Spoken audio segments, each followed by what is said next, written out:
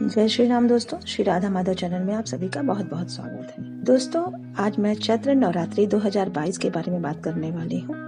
इसकी तिथि क्या है, किस देवी की पूजा होती है और इसका महत्व क्या है। भारत में नवरात्रि 2022 हर बार की तरह इस बार भी हिंदू धर्म के भक्त गणों द्वारा बड़े ही धूमधाम और उमंग के साथ मनाई जाएगी।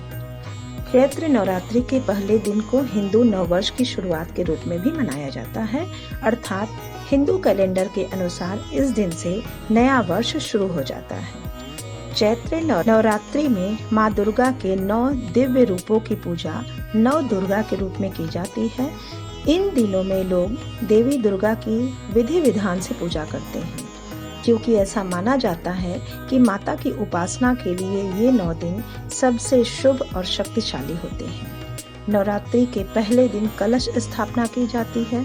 छोटी कन्याओं को देवी का स्वरूप मानते हुए उनकी पूजा की जाती है तथा उनका आशीर्वाद प्राप्त किया जाता है। वैदिक ज्योतिष के जानकारों के अनुसार इस वर्ष चैत्र नवरात्रि में बनने वाले ग्रहों का संयोजन काफी शुभ और लाभकारी बताया जा रहा है। इसलिए जो श्रद्धालु इन 9 दिनों में माता के 9 दिव्य रूपों यानी कि शैलपुत्री माता, ब्रह्मचारिणी माता, चंद्रघंटा माँ, माँ कुष्मांडा, माँ स्कंद माता, कात्यायनी माता, कालरात्रि माता, महागौरी माँ और माता सिद्धिदात्री की पूजा करते हैं, उन्हें इस दौरान शुभ फलों की प्राप्ति होती है, जो 9 देवियों की पूजा करते हैं। नवरात्रि में माँ दुर्गा को खुश करने के लिए उनके 9 रूपों की पूजा अर्चना और पाठ किया जाता है। सप्तशती पाठ में देवी के 9 रूपों के अवतरित होने और उनके द्वारा दुष्टों के संहार का पूरा विवरण है। कहते हैं नवरात्रि में माता का पाठ करने से देवी भगवती की विशेष कृपा प्राप्त हो जाती है। मित्रों, चैत्र नवरात्रि हिंदू धर्म के धार्मिक पर्वों में से एक है, जिसे अधिकांश हिंदू परिवार बड़ी ही श्रद्धा के साथ मनाते हैं। हिंदू पंचांग कैलेंडर के अनुसार नए वर्ष के प्रारंभ से रामनवमी तक इस पर्व को मनाया जाता है। इस त्योहार को वसंत नवरात्र के नाम से भी जाना जाता है। चैत्र नवरात्रि के पहले दिन घट स्थापना की जाती है और इसके बाद प्रतिदिन देवी के 9 अलग अलग स्वरूपों की पूजा होती है। घट स्थापना को कलश स्थापना भी कहते हैं। हिंदू शास्त्रों के अनुसार किसी भी पूजा से पहले भगवान श्री गणेश जी की आराधना करते हैं। इसमें से अधिकांश लोग यह नहीं जानते कि देवी दुर्गा की पूजा में कलश क्यों स्थापित करते हैं। कलश स्थापना से संबंधित हमारे पुराणों में एक मान्यता है, जिसमें कलश को भगवान विष्णु का रूप माना गया है। इसलिए लोग देवी की पूजा से पहले कलश का पूजन करते हैं।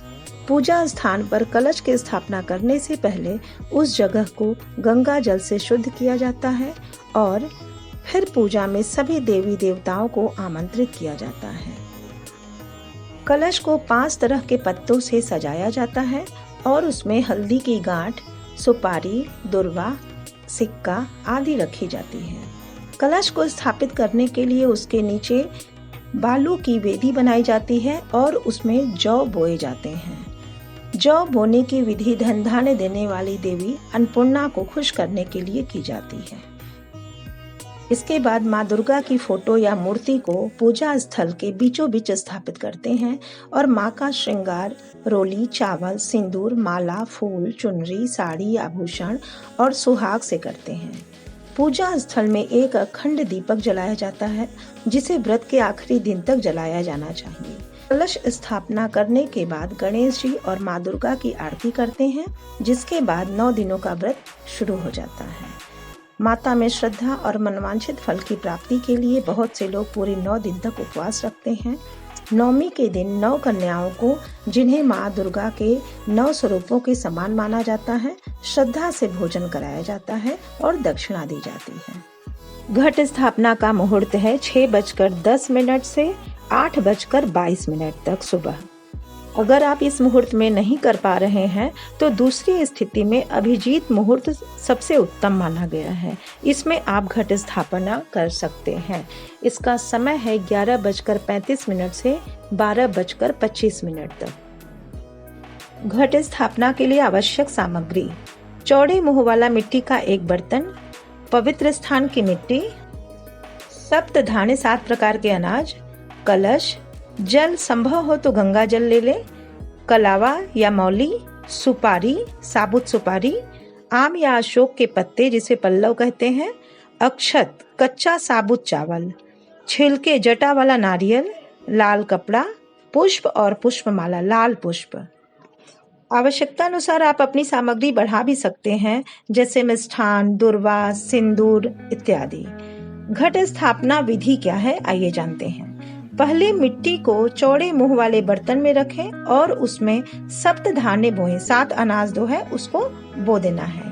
अब उसके ऊपर कलश में जल भरें और उसके ऊपर ऊपरी भाग में यानी कि उसके गर्दन में कलावा बांध दें। आम या अशोक के पल्लव को कलश के ऊपर रखें।